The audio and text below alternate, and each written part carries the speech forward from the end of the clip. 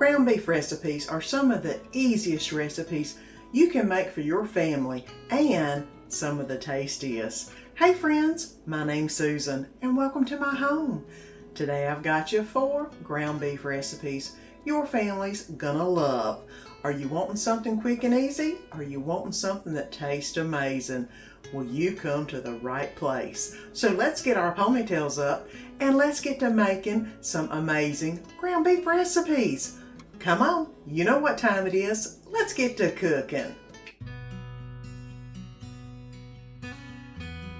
It's time for supper, guys, and let's make some nacho cheese beef wraps. I've got just about everything for the recipe, so let's see what we need. I've got some taco seasoning. I've got some paste nacho cheese sauce, some rotel, Mexican lime and cilantro, of course, what I love. Got some onion, some Mexican cheese or Fiesta Bend cheese. I've got some sour cream. I've got some big burrito grande flour tortillas. And I've also got some hamburger meat that I have browned and drained in the pan. So let's go ahead and add a few things to the pan and get this nacho cheese wrap started up. And since I've already got this browned up and drained, I'm going to go ahead and add the onion in. Y'all know I use Vidalia onions. They're my favorite onion. This is about half of a large Vidalia onion. It costs for, I think, half a cup. This is probably close or even more than that. So I'm going to go ahead and get this in the pan and let this start to heat up and become opaque. Well, this can't be much easier. I've browned it up a little bit. I'm going to add in the equivalent of 1 packet of taco seasoning mix. I'm going to add in the can of rotel to the pan.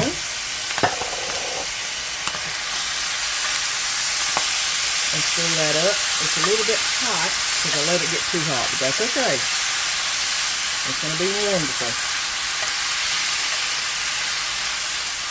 Just cool down just a little bit.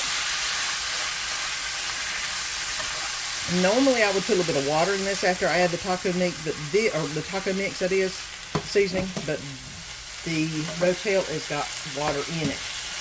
And I'm just basically letting it cook into the meat now with just the juice from the rotel. The next thing we want to add in is the nacho cheese sauce. And I've reduced this down to a low. So hopefully it'll cool down a little bit. And I'm just going to pour it on. Look at that. Goodness. Get everything out of the container. This is the medium because y'all know Danny and I love a little bit of spice. And I'm going to go ahead and mix this in with the meat. And get this all incorporated. And then it'll be time to make us some wraps. So let me get this mixed up and I'll bring you back when I make the wraps. Let's get to making a burrito. I've got my large flour tortilla. I'm going to go ahead and add in a good sized scoop of the mix into the very middle of it. Because y'all know, love it, love it, love it. Okay. Now I am going to add a little bit of cheese in the middle. Not that it's not cheesy enough, but y'all know I love me some cheese. Here we go. Now I'm going to basically roll it like I would a burrito, which is pull it back basically, flip the ends in, which is what I'm doing, trying to keep everything together as best I can, and then roll it. There you go. I've got a wrap. Let me get a few more made, and then I'll show you what we're going to do next. And I wound up making about 5 overly stuffed burrito wraps. And this pan is getting nice and hot. This is a non-stick pan, so I can put whatever in there and it never sticks. And I'm going to go ahead and set these in here and let them start getting brown on both sides. And then I'll bring you back whenever they're done. And Danny just wanted one to start with, because you know, they're decently sized. I'm going to go ahead and spread a little bit of sour cream on top of this and put some more cheese in the mix. Why not? Cheese is always really good. And this is piping hot and it's ready to eat. This recipe was so good, so cheesy, and whenever you see the middle of it, you will understand. It was so flavorful. Look at that. Y'all have got to make it.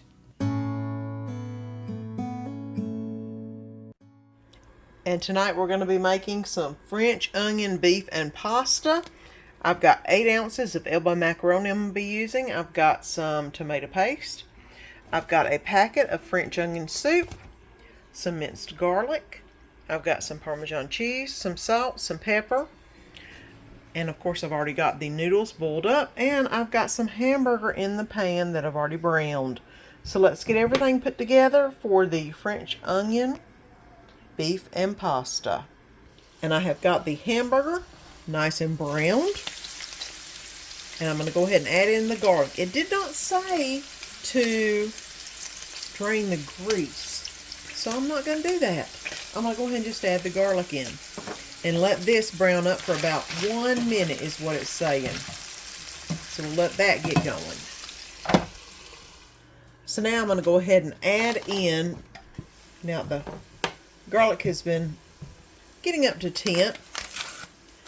The packet of onion soup mix is going in. A cup of the reserved pasta water is also going in. And some tomato paste is going in. And I'm going to go ahead and get that stirred around. And let that simmer up. And then we'll finish up the recipe.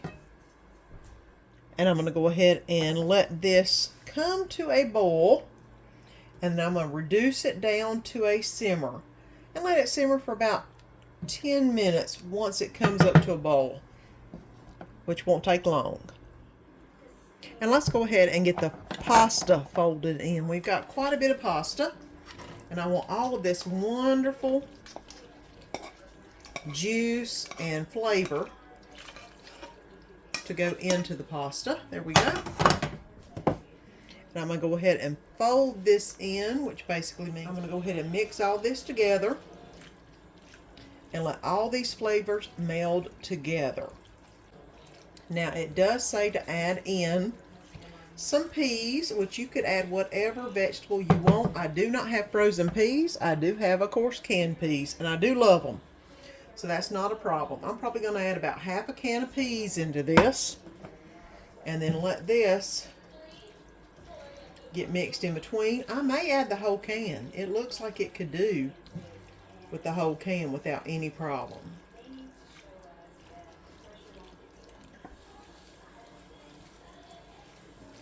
And I do think I am. I love me some peas, so that's not a problem.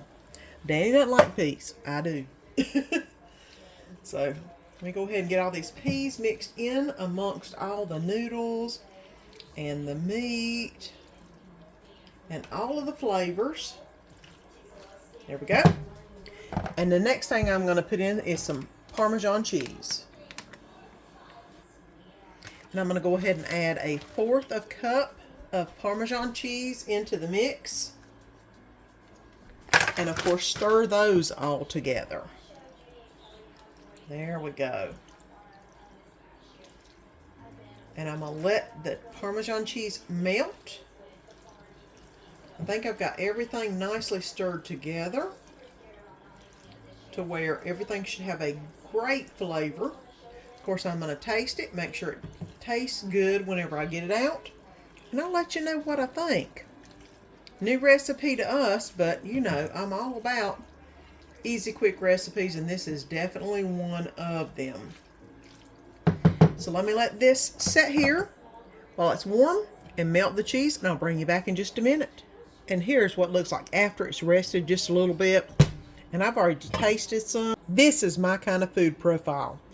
I love this. So let's get it in a bowl. And here you go. This is so good. I really enjoyed this recipe. You don't have to just put peas in it. You could put veg oil, whatever vegetable you like, but it was amazing. It's time for some Sloppy Joe sliders. I had 6 of these Hawaiian savory rolls left over from a recipe I did the other day. And I'm going to go ahead and do those, but it's Sloppy Joe sliders. I've got some brown sugar, I've got garlic powder, Italian seasoning, and onion powder. I've got some onions, I've got some ketchup, I've got some Worcestershire sauce, and some mozzarella. And of course, the hamburger meat is already going in the pan. So let's go ahead and get some ingredients warming up.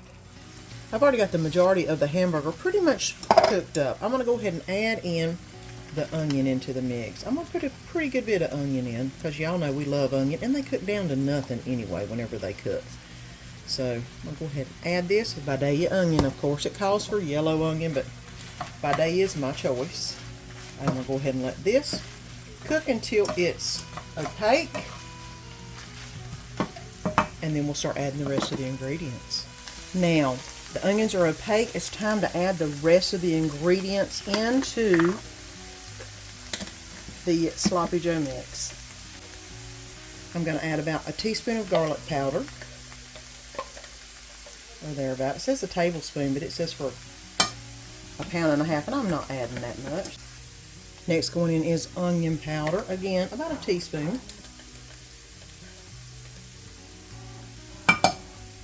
It says a tablespoon on the recipe. I just don't believe that. Mind you, this is the first time I've made this. It looks good, and you know what? I think it's going to be good. I just got to make it the way I think it needs to be made. Next in is it says 1 cup of ketchup. I'm going to put ketchup in and stir it around, and we'll see where it lands. I may need to add more after a while. It also calls for a tablespoon of Worcestershire sauce. I'm going to put less than a tablespoon. I'm not a big fan. Plus that's for 1.5 pounds, and I only have 1 pound. And it does call for 2 tablespoons of light brown sugar, which I think I'm going to put 1.5. 1.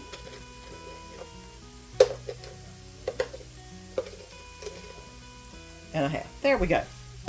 Now I've got everything that I think I need in this. Like I said, I may need to add some more ketchup because it was very ketchup heavy. And I didn't measure it. So let me go ahead and move this around a little bit. It does look like it needs more ketchup to the mix. Let me go ahead and add that real quick.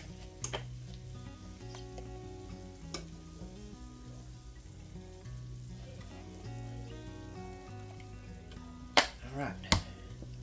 And mix this around. It smells really good, guys. I tell you what, I was antsy about this. Wasn't sure. We'll find out whenever I taste it.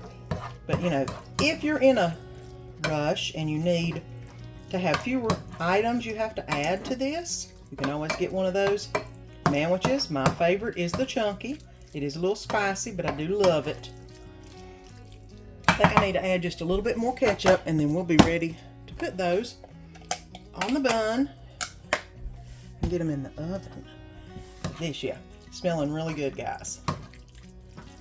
All right, now that looks pretty close to sandwich. I'm gonna let it heat up just a little bit before I put it on the bun.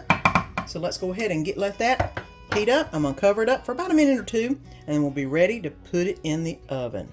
Okay, guys, I took a taste of this, and it is tasting so good. I'm so impressed. That is some good stuff. Let's go ahead and start adding everything to the buns. I've got them basically cut in half. Now, you can add this or you don't have to add this, but I love a little mayonnaise on my buns, no matter what I'm making. Y'all have probably seen it for the past couple years I've been doing this. But you know what?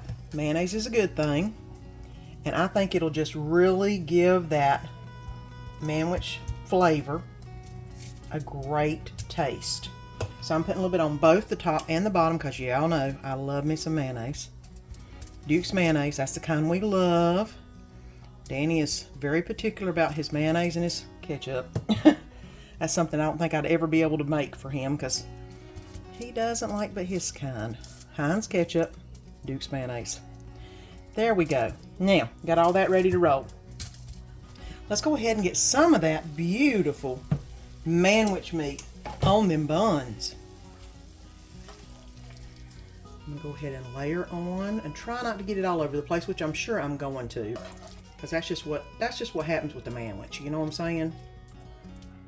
Even when you're just making them, that's what happens. All right, I've got all that ready to roll. I am going to get this piece of meat and put it back on top if I can. There we go. All right, flip this back. That way your buns line up. And I'm gonna move it into the middle. I don't know if you can see how nice that looks already. Oh, I forgot to put the cheese on. Oh, sin of all sins. Let's go ahead and get this cheese on. This is mozzarella cheese. You could use provolone. You could use whatever you want. But I am using some mozz, and no, I don't have the mozzarella slices. Wish I did. They would probably melt a lot better than this. But I do have just regular shredded mozz. And I've got plenty on there now. So we'll have a nice little cheese pull when we go to pull these apart. So 375 is what the oven's been heating up at. And I'm going to put this in for about, it says 17 minutes. I'm going to try 15. All you need to do is melt that cheese. You don't need to like really do it.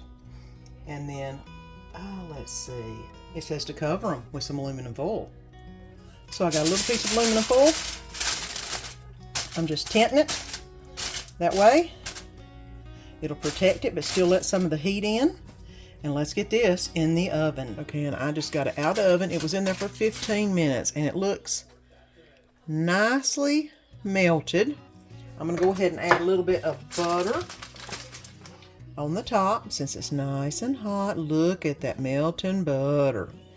The aluminum foil did make the top a little bit on the crunchy side, which is fine. Now, it does say to put a little bit of Italian seasoning on top of these buns. After tasting it earlier, I don't want the Italian seasoning on top of it. I want this beautiful stuff right here. So let's get it on a plate. This recipe really surprised me. I love a good sandwich out of the can, but this was so good. You know what? You don't need the sandwich in the can. If you've got the ingredients, this will fit that bill very well. It's good. Let's make a quick and easy Philly cheesesteak pasta. And this is actually made with ground beef, guys, and it's a one-pan meal. You know, I love those one pan, less to clean up. I've got some Worcestershire sauce. I've got some onion. I've got 2 cups of beef broth, a cup of water. I've got a bell pepper cut up, some cream cheese, provolone cheese, mozzarella cheese, and penne pasta. I think the only thing I'm missing is a little bit of milk is it. But other than that, we've got everything we need to make the Philly cheesesteak pasta. And of course, I've got the hamburger going in the pan. So let's get this browned up, and I'll bring you back when I put the rest of the ingredients in. I went ahead and let the hamburger meat brown up quite a bit. I'm going to go ahead and add in the onion. It's supposed to be half an onion. This was a huge onion. That's only a fourth of it. It was so big. The bell pepper is also going in. I am going to add a little bit of salt and pepper into the mix. Now, it did not say to drain this, so I haven't drained it. I'm going to put in 2 teaspoons of Worcestershire sauce. There we go. And I'm going to go ahead and add in the beef broth. Well, the beef broth is going in next. The water.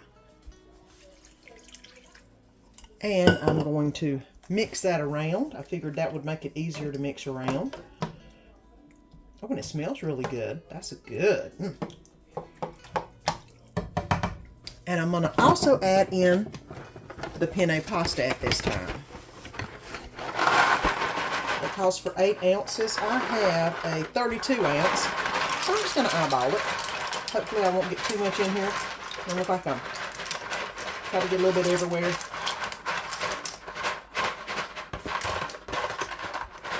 Surely that'll be enough. I think that's about right. You know I'm notorious for over putting pasta in. So I've got this on a high right now. I'm going to let it boil and then turn it down on the low for about 15 minutes. So let me let this boil, turn it on low, and I'll bring you back. And this is cooked for 15 minutes. It is a little bit waterier than I would have liked it, but I think it's because I probably could have added more noodles in. But I didn't want to make it too noodly, but you know, that's okay. It'll be good either way. I'm going to be adding in about 2 ounces of cream cheese into the mix, and I am just going to pull it. That way it can help it to melt whenever it hits the water and gets all dispersed. There we go. Next, I'm adding in about half a cup of mozzarella cheese.